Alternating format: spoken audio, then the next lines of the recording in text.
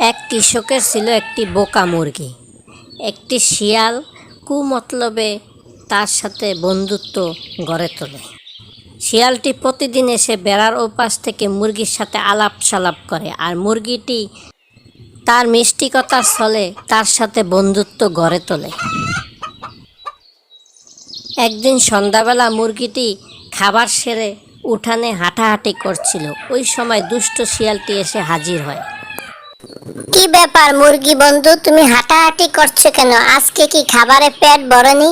এখনো বাসায় যাও না কেন? ঘুমাবে না তুমি? আর শিয়াল ভাই যে, কি ব্যাপার সন্ধ্যাবেলা তুমি এদিকে? বন ছেড়ে কারোর সাথে দেখা করতে আসলে নাকি? আরে বলো না মুরগি বন্ধু, তোমার কথা মনে পড়লো। আমি তো আবার কারোর সাথে বন্ধুত্ব করি না, আমি ভালো শিয়াল। আমি অন্য খারাপ শিয়ালদের মতো না। আমি তোমাকে বড্ড পছন্দ করি, তাই তোমার সাথে একটু আলাপ আলোচনা করতে আসলাম। বনের অন্য কারোর সাথে আমি আবার মিশি না। ওরা হচ্ছে হিংস্র, ওরা শুধু শিকার করে খায়। আমি আবার এইসব শিকার টিকার পছন্দ করি না, আমি ফলমূল খেয়ে বাঁচি। তাই আমি তোমার সাথে বন্ধুত্ব করলাম। হ্যাঁ শিয়াল ভাই, আমি জানি তুমি বড্ড ভালো। তাই না হলে কি তোমার সাথে আমি দাঁড়িয়ে এভাবে কথা বলতাম? তাহলে তো ভয়ই পালিয়ে যেতাম। শিয়াল মানে মুরগি খেয়ে ফেলবে। হ্যাঁ মুরগি বন্ধু, তুমি কথা ঠিকই বলেছো। আমি বুঝি না শিয়ালেরা কি জন্য মুরগি হাঁস এগুলো খেয়ে বেড়ায়। ওরা তো আমার মতোই ফলমূল খেয়ে থাকতে পারে। ওরা আসলে বড্ড খারাপ। আমি আবার ওদের দলে নাই। আমি মুরগি হাঁস ওদেরকে খুব ভালোবাসি। ওদেরকে আমি এই ধরনের হিংস্র আক্রমণ করে খেতে পারি না, ওটা আমার যায় না। আমি ফলমূল খেয়ে বেঁচে থাকি, এটাই আমার জন্য অনেক। হ্যাঁ শিয়াল ভাই, আপনি ঠিকই বলেছেন, ওরা বড্ড খারাপ। আমার সাথে আমার মালিকের আরেকটি রাতা মুরগি ছিল, সেটা কিছু শিয়াল ধরে নিয়ে খেয়ে ফেললো। সেই থেকে আমি বড্ড একা।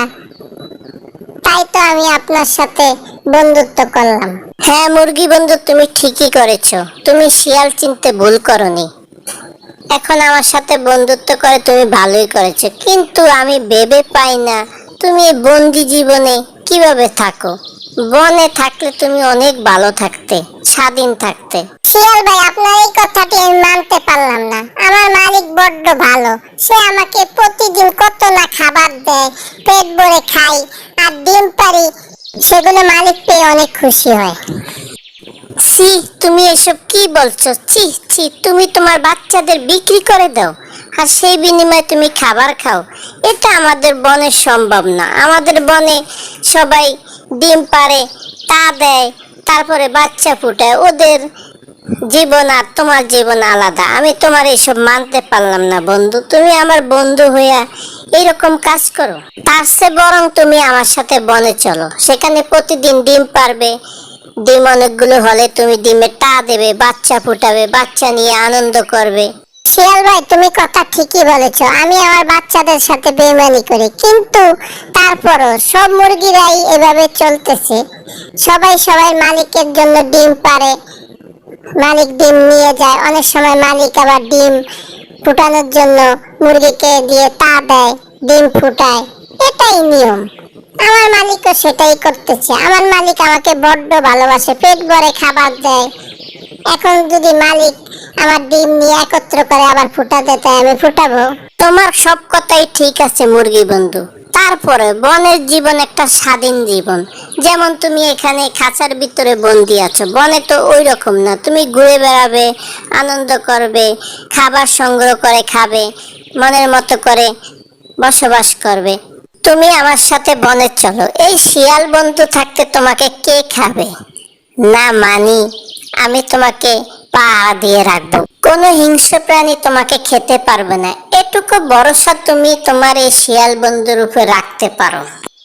অনেকক্ষণ বোঝানোর পর বোকা মুরগিটি শিয়ালের কথায় গলে গেল, আর সে বেড়ার ফাঁক দিয়ে বের হয়ে শিয়ালের সাথে বনে চলতে শুরু করলো। বোকা মুরগি জানে না তার সাথে কি হতে পারে।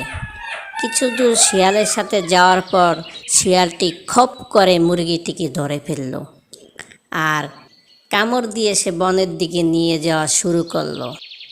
কিছু দূর যাওয়ার পরে মুরগিটি শিয়ালকে বলল, শিয়াল ভাই আপনি এরকম করছেন কেন?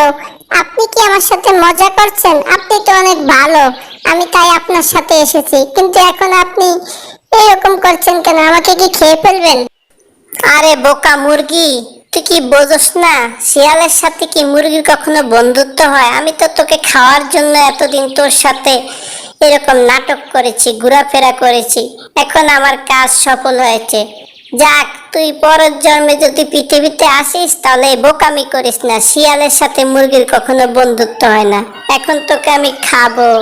এই বলে বোকা মুরগিটিকে শিয়াল খেয়ে সাবার করে দিল। বন্ধুরা, চ্যানেলটিকে সাবস্ক্রাইব করে দিও প্লিজ।